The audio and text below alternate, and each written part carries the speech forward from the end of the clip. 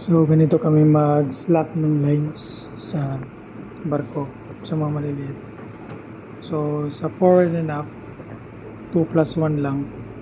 Dalawang headline, isang spring. Dalawang stern line, isang half spring. So, wala na yung mga malalaking winches, wala na yun. And sa pupa gamit namin isang capstan lang. Sa forward, isang shaft na pero dalawang winch. So, sinaslack mo na lahat, tinatanggal yung tension, tapos pinaka-last yung forward spring. Tapos, kung mag-standby na sila, and then lahat yan, i-area, minsan yung pupa muna, i-area.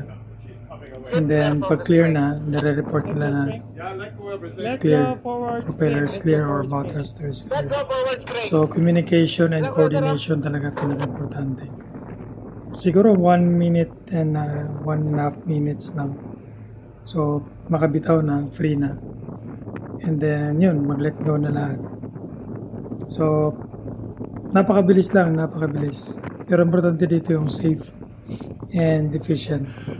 So, ganun lang kadali mag-let go ng lines sa mga maliliit na barko. Subscribe for more.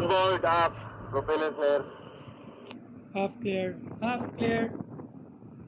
All lines on deck, forward. Thrusters clear.